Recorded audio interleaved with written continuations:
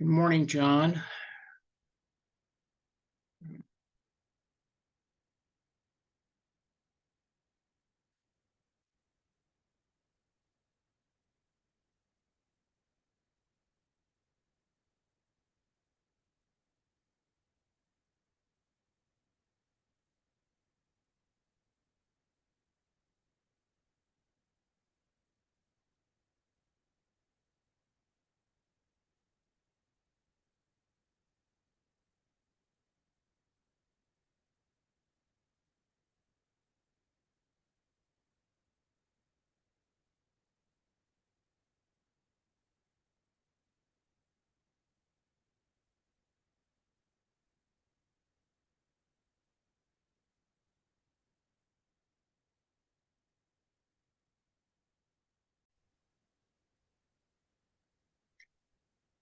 I am Terry Gordon, the senior editor at the New English Review, and we have the opportunity to interview a US Army retired general. His name is John Adams, and John has had extensive experience in dealing with the current problems that Israel and the world are facing in the current war with Hamas.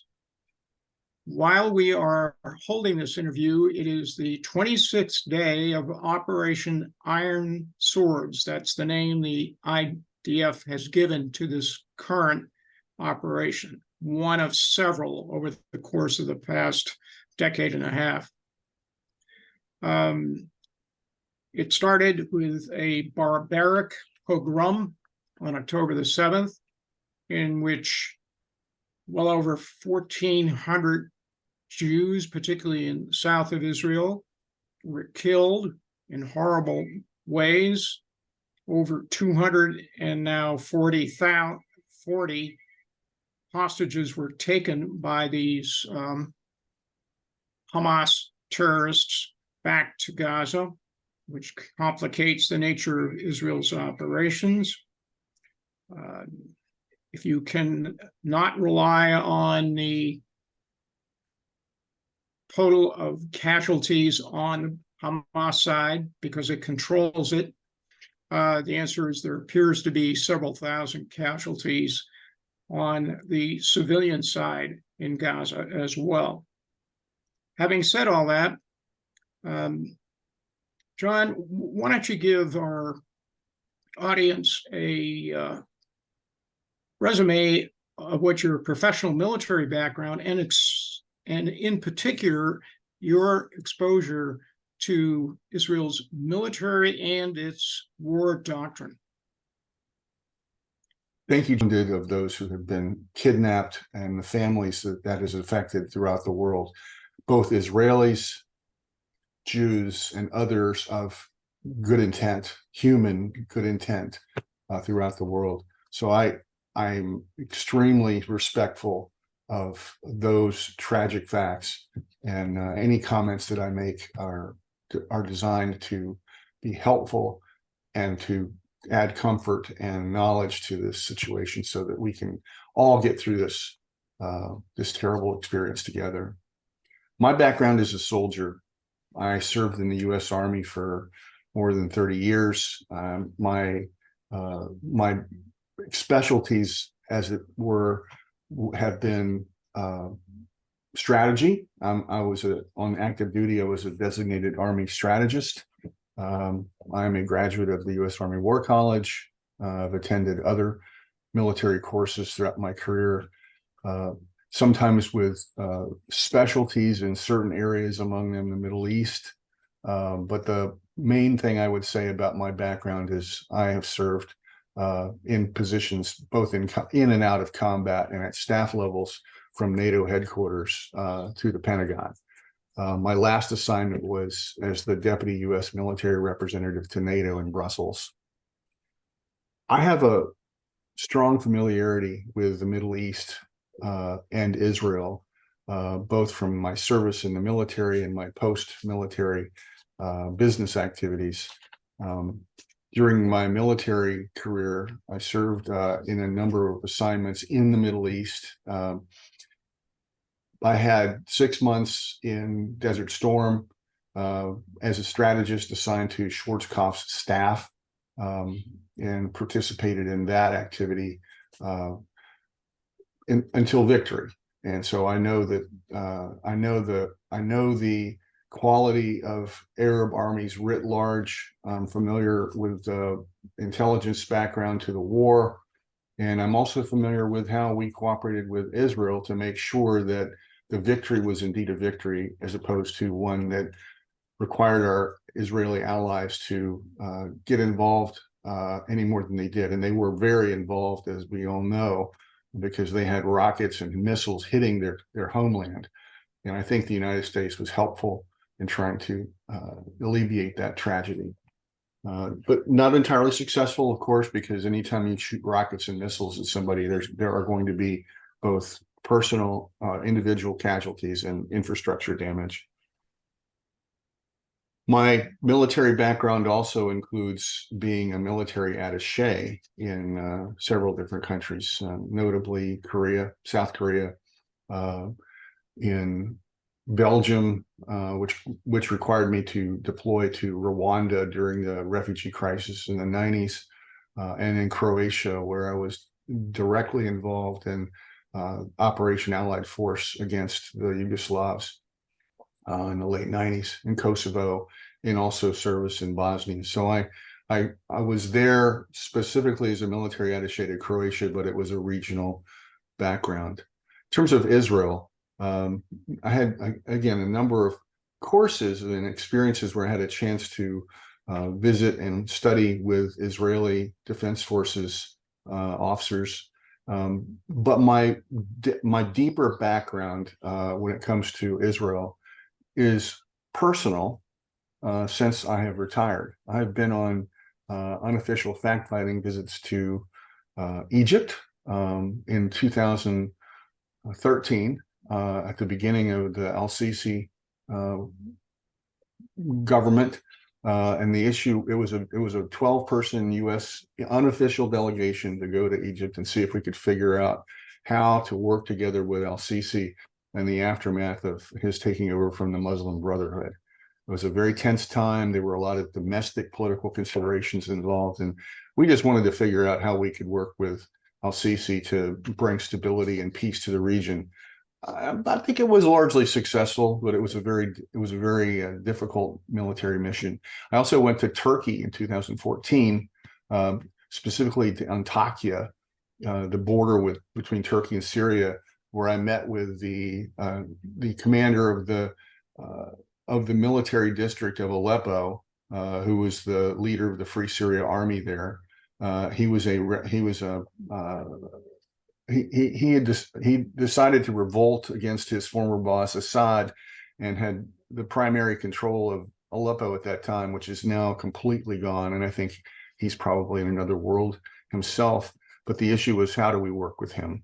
And I brought back recommendations to my client in this case in the United States, but it was a completely unofficial mission. I learned a lot. I've also been to Israel, most recently 6 months ago. A personal trip, let's call it, unofficial, completely unofficial. But I met with among others, General Kahalani, who is a real hero in Israel, because he was the commander of the 77th Battalion, the Oz Battalion, during the Yom Kippur War. Anyone who's read about the Yom Kippur War knows what the Valley of Tears is. It was the most sensitive point of defense against the Syrians. But General Kahalani was then commander of the 7th Brigade, 7th Armor Brigade, and then he was also a senior commander in the war in Lebanon in the early 80s. He retired from the IDF after that, and he's been a member of several Israeli governments since then. He's a strategist. He's an even better tactical tank officer. He's just an incredible man. So I'm in touch with him, and I was able to have a good long interview with him because of my time there. But let me tell you the most important thing that I learned over the course of decades of time about the IDF and about the state of Israel and the people, the Israeli people. I have a close friend from 1968, and believe it or not, at that time I was in 8th grade in middle school in suburban Washington, D.C. And my best friend for 2 years was a gentleman who came to visit with his father from Israel. His father was on an official assignment. My friend, and I won't use his name because, well, I don't really want to use his name. Kahalani is a public figure, so you're free to. I love him, but I don't think he would be worried about publicity at this point. But I don't want to reveal the name of my friend. We've been friends since 1968. We've stayed in touch. When I was a cadet, before I was on active duty, he was in a tank in the Golan Heights, defending against the Syrians under the command of Battalion Commander Avigdor Kahalani, the same commander I was just talking about. And so my friend was a tank commander then. He's not IDF active duty, and he's not even in the reserves anymore. He's a professor of electrical engineering at the Technion, which is Israel's MIT. And he and I have I love him like a brother. We really bonded over the years.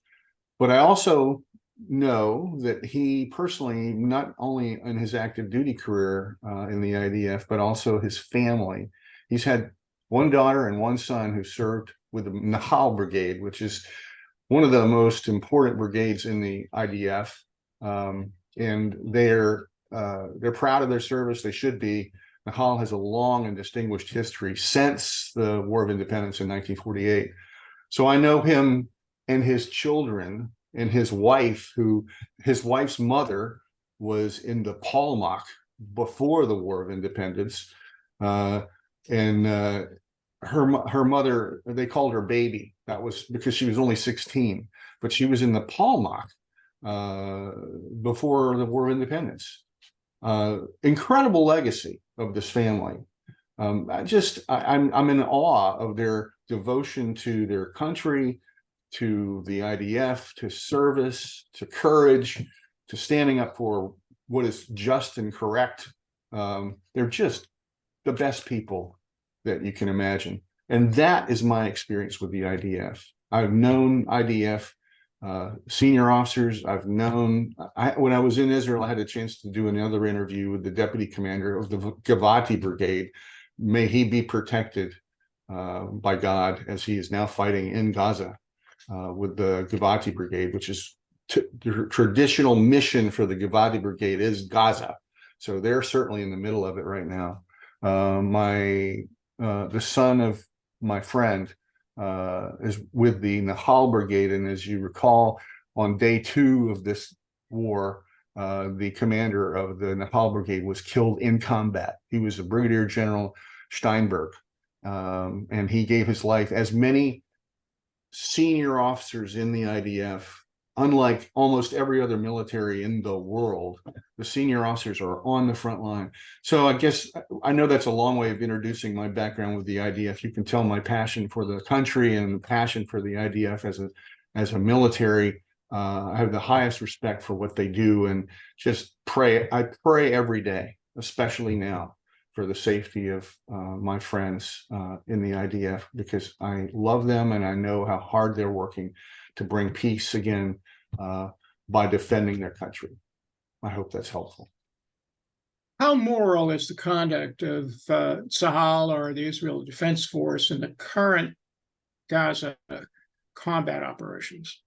Well, you're probably familiar with a well-known statement by Colonel Richard Kemp, UK Army, who's considerable service in combat in Afghanistan, among other places, has written in very well about the social and political factors associated with insurgencies. He knows the IDF, and this is what he says: the IDF is the most moral military in the world, and I can only endorse that. I think the IDF is the most moral military north. So the short answer to your question is that I think what the IDF has done is both strategically and morally worthy of complete admiration. Are there casualties in military? Absolutely. In operations, of course there are, there have, and there will be, because the real moral stain in this combat lies with Hamas, because they use hostages and civilians of all ages, but especially vulnerable civilians. Let's say children, women. They like to find them so they can use them as human shields, and that's exactly what's happening now. The Israelis know that, but the way that the IDF fights is completely associated with the most sound and venerated traditions of the Jewish people. From the Torah, they respect human life. And in Genesis or Bereshit, it specifically, God values every human life, and Jews value every human life. And I'm not suggesting that everyone who serves in Tzahal is a religious Jew. They're not. They're probably, the majority is probably secular, but they're Jews. They have a tradition, and it's codified in the spirit of the IDF, which is a document that every Tzahal soldier and every commander honors. They do it, and it's part of their training. The spirit of the IDF, you can look it up, and it's actually a pretty short read, but you read it and you go, these people are serious. Now, I love our military, US Army in particular. We have also a moral military, but we have our own training in how to fight and how to behave in combat, and it's very, very good. And I'm not doing anything except venerating that too. But let me, if I may, just read a couple of words from the spirit of the IDF, which I think will give and I know this is true, but I just think it's important for us to remind ourselves of just what this organization, the Israel Defense Forces, is all about. Human dignity. The IDF and our soldiers are obligated to protect human dignity.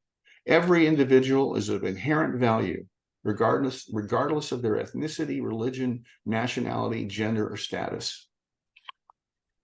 That's a lie. That sets the tone.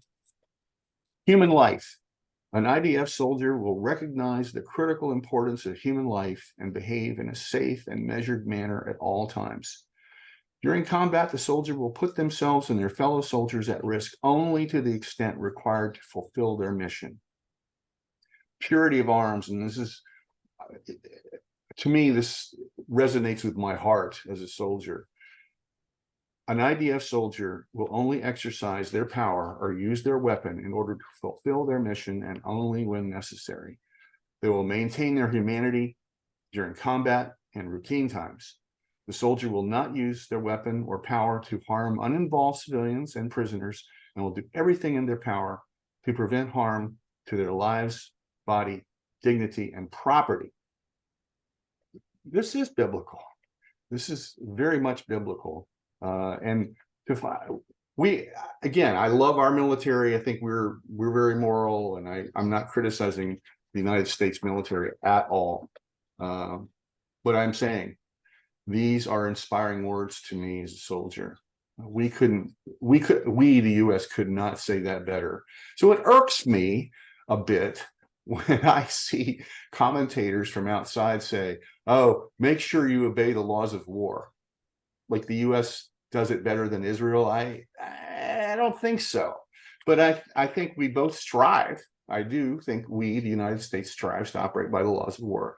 But I don't think any military or any institution can lecture the Israel Defense Forces on the laws of war, because they operate like this all the time.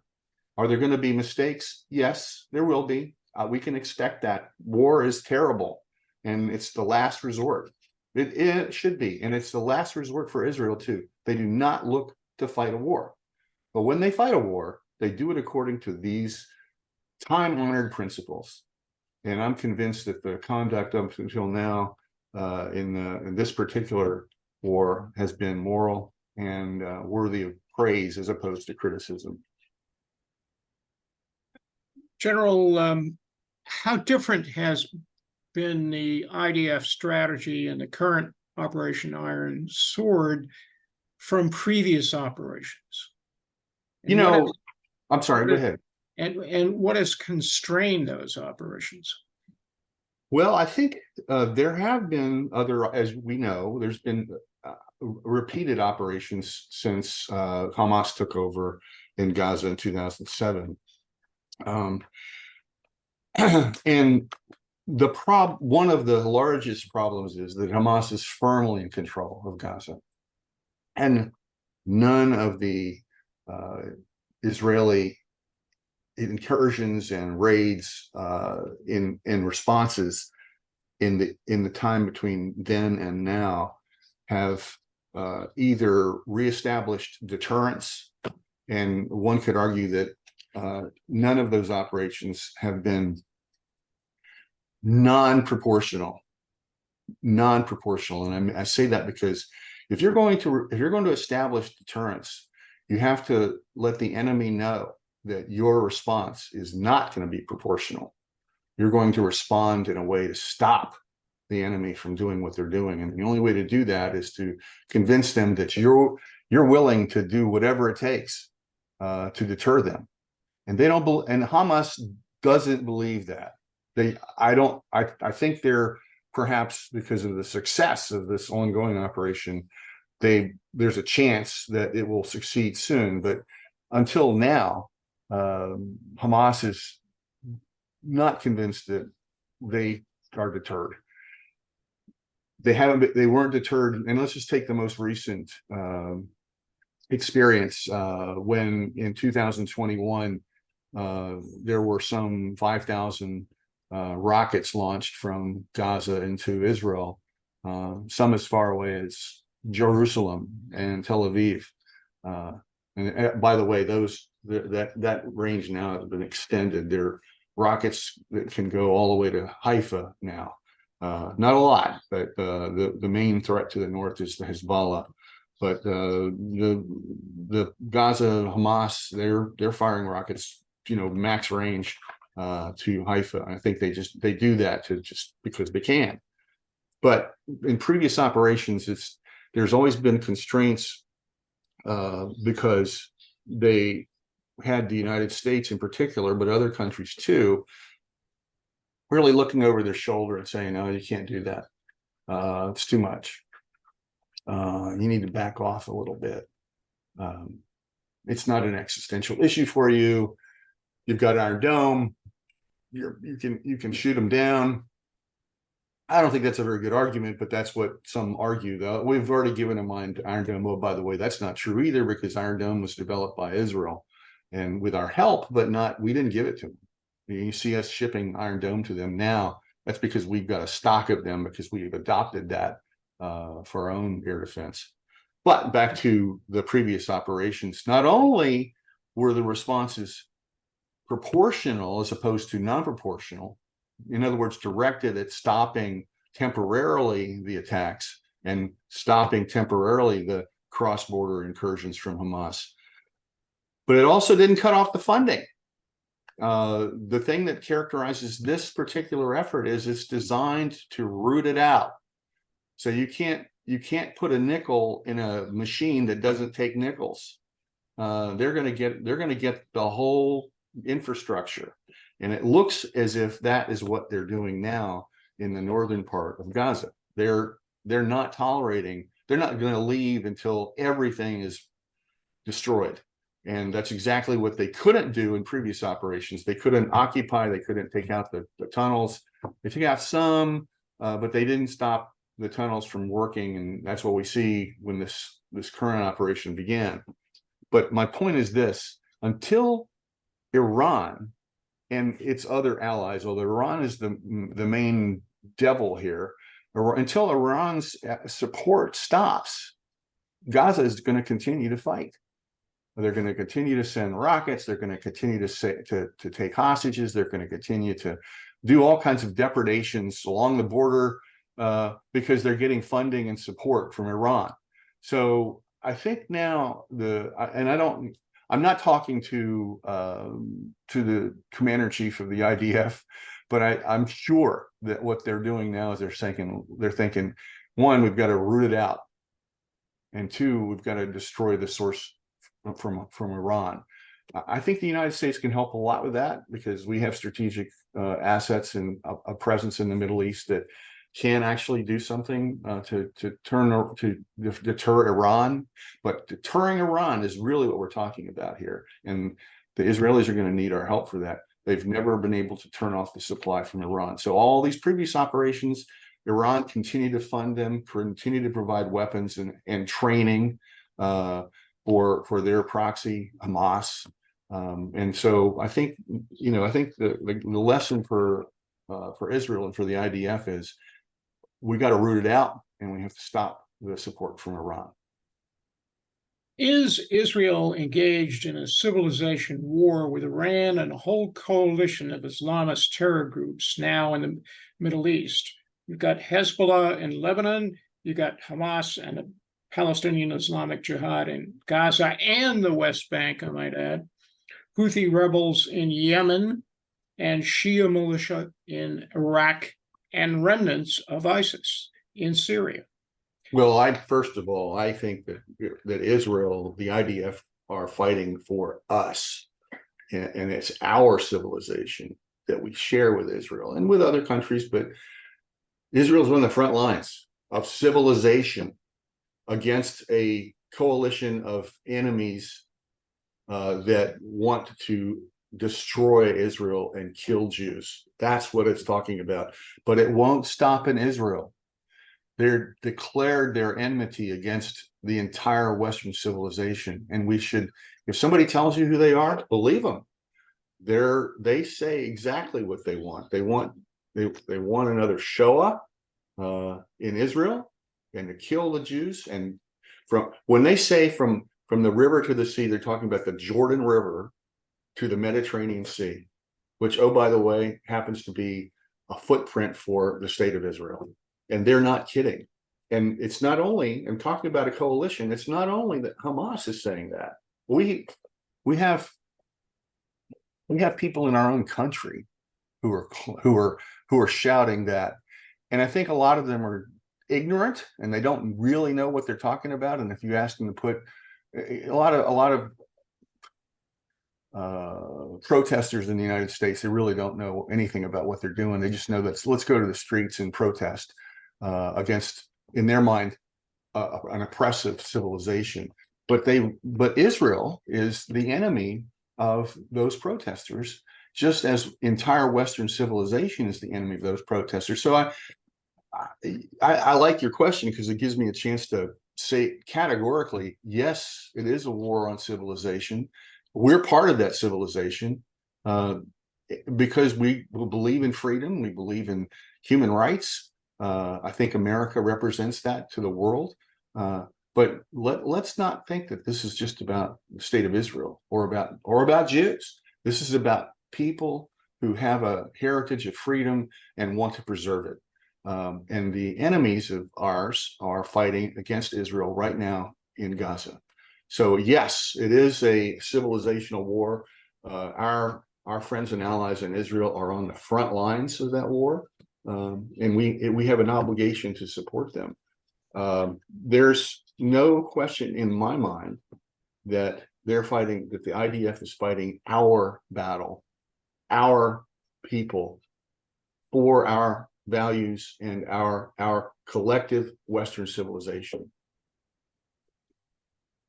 How relevant has been the comments of former U.S. and foreign commanders in media interviews regarding IDF urban warfare challenges in Gaza, based on their experience fighting, for example, against ISIS in Iraq and Syria, and of course against the Taliban in Afghanistan?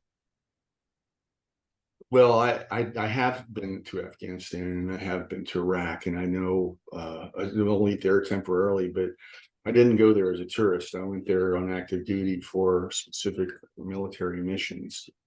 So I'm familiar with how our combat went there, and I'm familiar with the challenges that we faced. Some of my colleagues, leadership colleagues who have been on the media, I think are ill-suited to comment on that particular battle against terrorism, specifically against terrorism against Israel. So a lot of the comments that we see on the media are people who are less. I see problems with their comments because maybe everybody has their own opinions, but I think a lot of it is just not helpful. I would feel personally very unwilling to try to advise senior IDF commanders right now, especially when they have probably the world's best experience in confronting terrorism on their borders, and unfortunately inside Israel too. They have the best experience. They fight extremely well. The problem with giving either unsolicited or ill considered advice right now, when they're trying to get through this situation and win this war, is that it can be a constraint on how they fight. They're very familiar and can give. They're considering, as we just looked at, the spirit of the IDF, which they do. That's how they fight. That's how they take care of their soldiers and how they consider casualties on the battlefield, both their own and others. They don't need our advice, even if it's based on some experience. But if we're going to give advice, we should find a way to do it discreetly, as opposed to making problems for them with the media that is international. If you say something on CNN or Fox News or whatever outlet right now, it's going to get international publication immediately, or New York Times, which is actually egregious in how it's conducted itself in this war. It's one thing to report facts, but it's quite another thing to report facts that aren't true, as the New York Times has done, and provide counsel that's not based on evidence and not based on experience. And I see that frequently.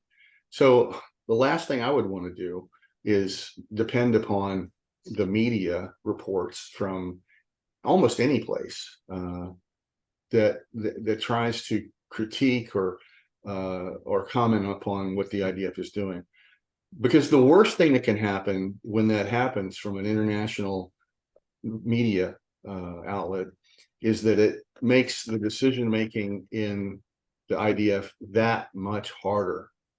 It slows them down or spurs them on, as it were, with an external consideration that they don't need.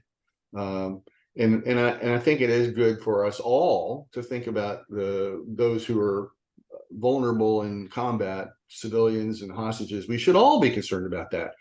But you know who's the most concerned about that? The IDF is. And I'm not sure that the comments about what they're doing when they're doing it are either well-intentioned or well-considered. So does that express my skepticism well enough? I think I'm pretty skeptical about those comments. There have been calls by the Biden administration, certain members of Congress, EU representatives, the Pope, for humanitarian pause and ceasefire in the Gaza conflict. Is that even possible without the release of over these 230 Israeli hostages held by Hamas? I hope not. I think that the Hamas is still fighting. They're still sending rockets into Israel. I mean, they haven't indicated any intention to cease fire. They're continuing to fight. we hope the hostages are okay, but we don't know. They're not sending us any evidence of, there was one evidence of proof of life for 2 individuals, and thank goodness, that's good to know. But there's been no other indication from Hamas that they would even do anything to encourage a ceasefire. They don't. They like civilian casualties. That's what they want. Part of this is all about creating as much civilian casualties as possible, because that they're using human shields. That's their tactic. And so why would they give that up? So a ceasefire, I hope it's not. I wish we, the United States, would stop commenting on that, at least publicly. I think there's all kinds of ways we can, the time-honored tradition of sending back channels to other governments, we should use more of that, perhaps. But putting it in the New York Times or in the press, or frankly, I think the comment yesterday in Minneapolis from our president, oh yeah, we think there should be a pause. I'm not even sure he planned to say that. I don't know. I mean, it's hard for me to imagine he would just do that. But, I want our president to be very careful, especially now, about voicing comments like that. And I really think it was sparked because he wanted to say something in response to the call from the audience for a ceasefire. And he goes, yeah, I think there ought to be a pause. Well, this is not the first time that he said something off the cuff. And it's not the first time he said something off the cuff that's wrong. But I think that was an inappropriate comment. I don't know whether there was any policy behind it at all. But if there was policy behind it, I hope we change. This is not a time for a ceasefire. And actually, I think President Biden has also said this is not a time for a ceasefire. So it's hard to know what he really thinks. But it's not the time for a ceasefire. Hamas is still fighting. They're still sending rockets into Israel. They're still killing people and damaging infrastructure in Israel. Again, we don't know what they're doing with the hostages. May they be protected, and we get them all back. But we don't know. They haven't made any indication other than this one proof of life they sent 2 days ago. Again, I'm glad they did that. But that's certainly not it's certainly not a comprehensive. It's not a strategy, and it's not a strong signal. The best thing that could happen would be let the IDF do what it's doing right now, finding success in rooting out Hamas, preventing them from taking more hostages, preventing them from launching rockets into Israel, into civilian territory, stopping this once and for all. To buttress your comment, Hamas has made it patently clear that it will hold on to these hostages to essentially generate a swap with prisoners in Israel who are essentially returning to the fold of Hamas as terrorist fighters. That's the problem. I couldn't agree more. Former Israeli Prime Minister Naftali Bennett was recently interviewed about an alternative strategy for Israel to combat Hamas in the current operation. What is the strategy, and would it achieve the ultimate objective of destroying Hamas and reducing civilian casualties? I think what former Prime Minister Bennett said last week, and reported by New York Times columnist Bret Stephens, who I just finished maligning the New York Times, but he's worth listening. Bret Stephens is worth listening to because I think he cares and he's smart. But let's look for a moment at where former Prime Minister Bennett comes from. Not only is he former Prime Minister, but he's also he's an expert in warfare. He spent several years in the Sayeret Matkal, which is the most elite unit. One of them. They have many elite units, but Sayeret Matkal is the Chief of Staff Reconnaissance Unit, and he was a platoon commander in Sayeret Matkal. That says a lot. We don't know what he did in Sayeret Matkal because it's secret. Because they fight in the shadows. And that's where they ought to be, because they're very good, like our Delta Force. There's a real similarity between our very best operators and the Israel Defense Forces operators. Sayeret Matkal, the best. But then he wanted to find out more about how to do better and be a better operator. So he was recruited to be in the Maglan unit, which, not that Sarah McCall doesn't go into the rear areas, into the enemy's side, but Maglan, that's their specialty. Their mission is to go behind enemy lines and use technology to interdict and prevent the enemy from doing what it's planning on doing. So a high combination of intelligence and technology to fight behind the lines. That's Naftali Bennett. That's where he served in the IDF. Respectfully, I would suggest he knows what he's talking about. He's been on operations himself. He's thought it through to take care of his troops and also to accomplish the mission. But here's what he says about the war right now and what he recommends should be done. Establish a security zone of 2 kilometers around the perimeter of Gaza. The security zone would be cleared of Hamas and controlled by the IDF military. He also wants to cut the territory in half, and we see that happening. So I'm going to come back to that. The things that he's talking about, some of them are being done right now. He thinks there ought to be 2 humanitarian corridors, which it will be difficult to establish, but one corridor would be along the coastal road between Gaza and the Mediterranean, and the other corridor would be in the center part. Everybody's heard about the Al-Adin highway, which bisects Gaza from northeast to southwest. So it would allow civilians to move from north to south, which, clearly there's been some progress in doing that. It needs to be more. And it would also permit food, water, and medicine to reach the south and create humanitarian safe havens. That's what we're doing. That's what the IDF is doing right now. But it would also mean cut off the north completely, especially no fuel, but nothing that Hamas could use to continue this fight. And that's the problem.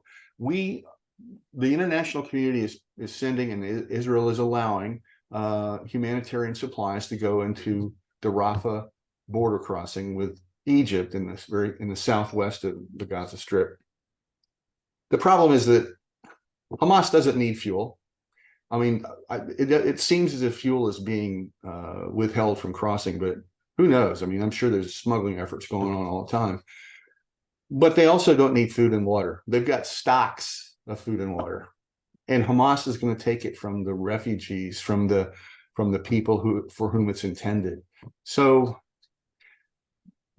Bennett's plan would not allow any of that into the northern part of Gaza, so the Israeli Defense Forces can complete their operations and starve out Hamas. In the south, there would be humanitarian zones in the south, so people can live. Important to everybody that we have humanitarian actions, that we preserve human life, that we allow people to live and their families to live. And Hamas is the ones who are preventing that, not the IDF. Third, the consequence of that would be to isolate the battlefield, and all that means is that the IDF would then have the opportunity to do what they do and get rid of Hamas, get rid of their infrastructure, and kill Hamas operators. It would also allow, once the battlefield is isolated, it would allow the 300 or many of the 300,000 or so reservists who have been activated to go home. Israel right now on day 26, a lot of 300,000 reservists is a huge number of a country. They have 9 million people, but only 7.5 million who are non-Arab, who are Jewish or other minorities like the Druze or even Christians who serve in the IDF and are vulnerable or subject to being called up and want to fight for Israel. But right now they're not at their jobs. That hurts the economy. So isolating the battlefield allows most, if perhaps majority of those reservists to go back home and continue the economic vitality of this very vital economy. While they've isolated the battlefield and created the humanitarian corridors and established a security zone, Bennett recommends targeted ground raids, as they have been doing, which have been successful over the past 3.5 weeks. So his recommendations will lead to the final recommendation he has is starve the Hamas who are caught in the tunnels, just starve them out. They will eventually sit in the tunnels with no food, no water, no fuel, and they will get tired of that. That will attrit them over time. Some of them will come out, but a lot of them will just sit there. And the intent is to destroy Hamas. That's the effective way to do it. So I think there's a lot to commend former Prime Minister, former commando, special operator, Naftali Bennett. He knows what he's talking about. He wants the same thing, which is the destruction of Hamas. He just wants to get there with the minimum casualties and the minimum damage to both civilians, hostages, bring the hostages back. But definitely moving forward, I think he's got a great idea. Another voice heard from is an Israeli and former Russian refusenik and a former government minister. That's Natan Sharansky. He was interviewed about the failures of past Gaza disengagements and the current conflict. What were some of his suggestions for dealing with the current war in Gaza? Well, I think the first thing that Natan Sharansky represents is a voice of moral authority, both from his own personal background as a prisoner of the Soviet Union, as a fighter for human rights, as a member of the Israeli government in the early 2000s, as the number 2, the deputy prime minister for Ariel Sharon in the early 2000s. He also, like Naftali Bennett, knows what he's talking about. And he has his own personal history, which again speaks with moral authority. So he made a couple of statements that I think are worth paying attention to. One, he talks passionately about his distaste for the Oslo Accords. Now, we know the Oslo Accords was an agreement that the U.S. brokered between Yasser Arafat and then Prime Minister, let's see, that would have been at that time, Shamir. Rabin. Was it Rabin? You're right. Thank you. Yitzhak Rabin. And at the time, it looked like it might have some merit to it, but it's turned out to be a disaster for all sides. I say for all sides because the people who really suffered from the Oslo Accords were the Arabs who live in either in Gaza or in Judea and Samaria, because they were given Yasser Arafat as their representative and said, "Hey, sit down, shut up. He's your representative. He'll protect your interests." And he didn't protect anybody's interests except his own narrow interests. Yeah, it's worth mentioning right now that the leaders of Hamas, the ones who are not in Gaza, are living in mansions in Lebanon and Qatar. What? Well, that was sort of what Yasser Arafat did too. He enriched himself and lived like a prince after the Oslo Accords because nobody could touch him. Oh, he's the representative of the Palestinian people. Well, Sharansky has nothing but contempt for that. That he was the worst that they could have put, that we collectively could have put in charge of Palestinian representatives. And his term for it is, like it or not, he will be your leader. Well, nobody liked it. He died in ignominy 10 years later. But the fact that refugees are still in Palestine, in Judea and Samaria and in Gaza is due to the codification of the Oslo Accords, primarily. Sharansky also says, and I think this speaks to his moral authority too, he thinks that Israel's security can only be assured by a free Palestinian society. I think that's worth talking about. I don't know if I agree with that, but I think that the notion that people deserve to have a normal life, normal freedom, and the opportunity to vote and have their own human rights, is pretty hard to argue with that. So how to obtain that, I'm not sure. I don't know that there needs to be another Palestinian state. In fact, I'm personally skeptical that a Palestinian state would be productive. But he speaks with moral authority, and I think he's worth listening to. When Israel left Gaza, very sadly pulling out settlers who had thought that they were going to build their homes there, it was a terrible time for a lot of people. Regrettable that happened at all, in my humble opinion. But Sharansky resigned from the government. He was working for Ariel Sharon as the deputy prime minister, and he said, "I'm done," because what he thought at the time was that Gaza would turn into a terrorist haven, and it would be. The quote was, Sharon thought he would have about 10 years to try to fix the problem, work through it. And Sharansky told him, "Nah, you got about 10 days." And that's what happened. And Hamas, at first the Fatah, the Palestinian Authority, was in charge, but their leaders were literally thrown out windows by Hamas. By 2007, Hamas was firmly in charge, and there was no more Israeli presence. And I should mention this too, and coming back to one of the previous questions was what was wrong with the previous operations?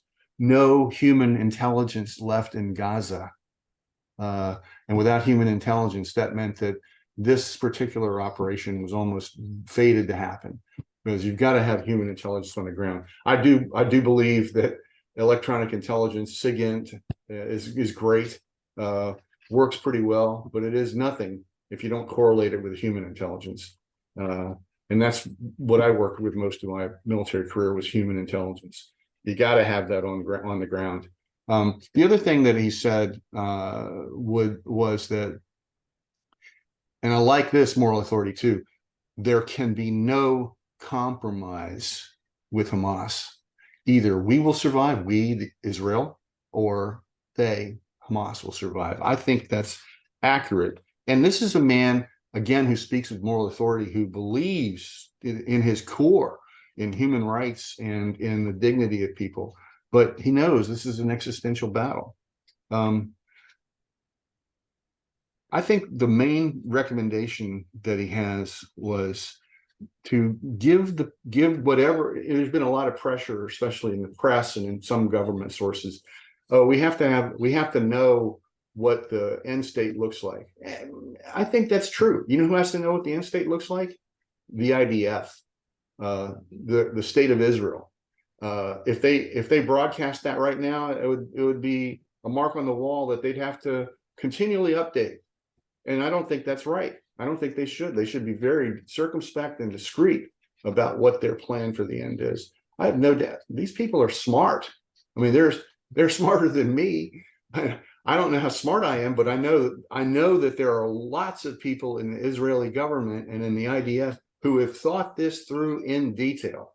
So I think they're listening to Natan Sharansky. Give it about 10 years to sort out. His basic recommendation, if I understand his article well, his basic recommendation is, at first, occupy it, make sure that it's secure, perhaps get an international military force along the lines of what we have done successfully in Bosnia and Kosovo, in Gaza, to police it, to secure it, to resolve the issues of governance. Not the IDF. In his mind, it would be an international force for about 10 years, and a transition to responsible governance at the end of that 10-year transitional period. I don't think the 10 years is designed to be a hard constraint, but it would be based on conditions in Gaza. I think that's a really worthwhile idea, and it's also interesting to think that he's not in a vacuum. He puts this in the public. He's not criticizing the IDF. He's saying it's us or Hamas. We're going to fight till victory. I like that. But he's saying here's some thoughts that perhaps we ought to keep in mind. And I think the most important thing that a thinker and truly a philosopher of humanity like Natan Sharansky is doing is he's giving cover to the IDF as they go through this terrible period with all these calls from people on the sidelines who really have no stake in this operation or no knowledge of how the military works, to tell the IDF, oh, you have to think about how it ends. Is there any doubt that they're thinking about that? And especially when somebody like Natan Sharansky is so clear about what he thinks might be a solution, everything is going to be just fine. I think, going back to what I said earlier, the real issue here is Iran. Iran is stoking this. They're not just in Gaza. They're in Lebanon. They're in Syria. They have IRGC commandos in Syria. They have IRGC weapons in Syria. That's why you see bombing the Israeli Air Force is bombing Damascus, because they want to interdict the weapons to Damascus. But I really want to, in my mind, I want to stress how important it is for the United States, instead of nitpicking on Israel right now, go after Iran. There's so many things we can do to hurt them. I'm not necessarily saying we should bomb them. Maybe. I'm not against that either, if that makes sense. But you know who's really not thinking this through right now, in my humble opinion? The United States of America. We are directly threatened by Iran. Iran is doing this not just to Israel, they're doing this to the United States of America. And we don't have an idea how we want to deal with them. If the last 10 years have been an example of how we're going to continue to deal with Iran, we will fail because we've not only not dissuaded them, not deterred them, we've encouraged them. So I really think it's important to remember the role of Iran in this. General, final observation from you. Why has this particular conflict spiked global anti-Semitic reactions? I mean, we see stories about that daily.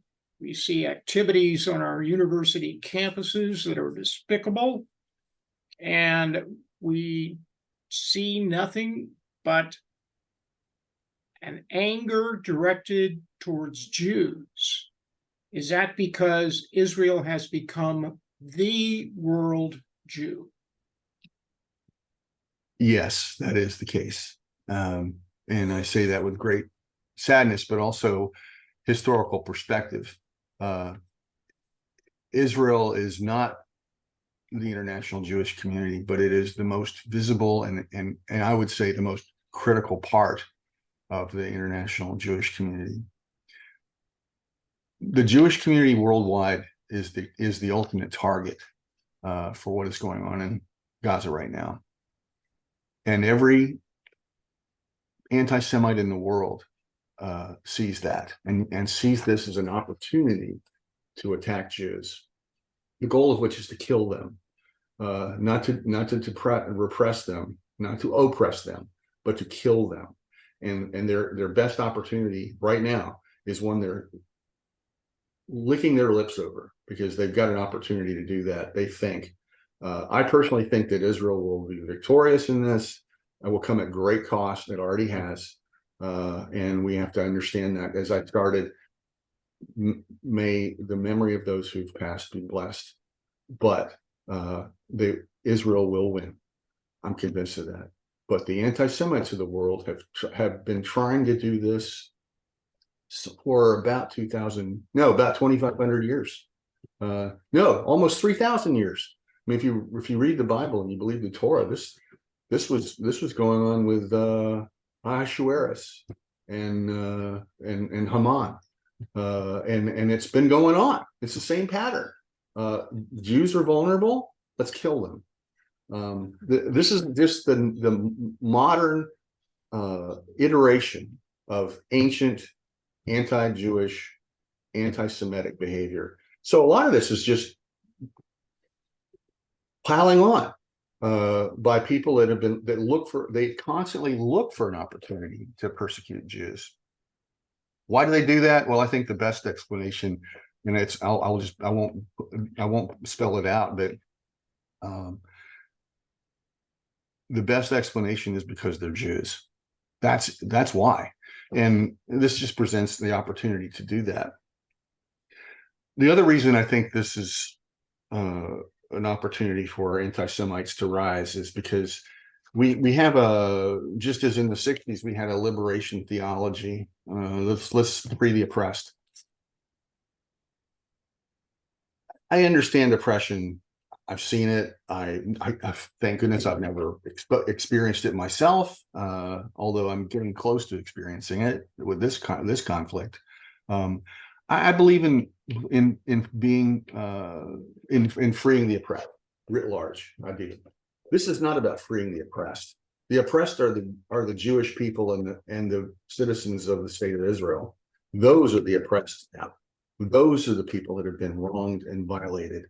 So the people who are in the streets, even in our own country, who are protesting this because, oh, we have to free the oppressed, they're blind. They don't see what's going on. But that doesn't stop them because they're so ingrained.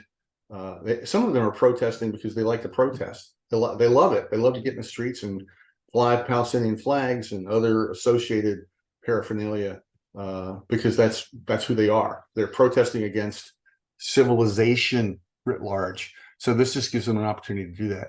That's not protesting against civilization. If you go back through what civilization is also a protest against Jews, because Jews have given us a great deal of our civilization.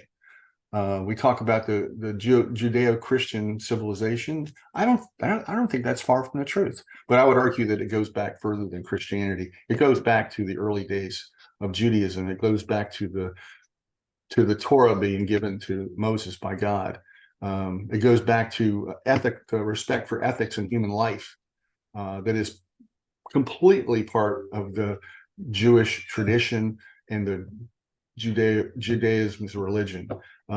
So these people who are rising up as anti-Semitic, whether it's a fad for some of them, which it may be, I think some of them don't have any idea what they're doing. But I think there's a lot of anti-Semitic behavior that's just rooted in hatred of Jews, and the opportunity to do that presents itself. General, I want to thank you for this thorough and persuasive interview regarding the nature of Israel's threats to it in the current operations in Gaza and globally. Thank you very much. And we hope to hear from you again. Jerry, thank you for the opportunity, and may God protect the Israel Defense Forces that conduct successful operations in Gaza. Thank you.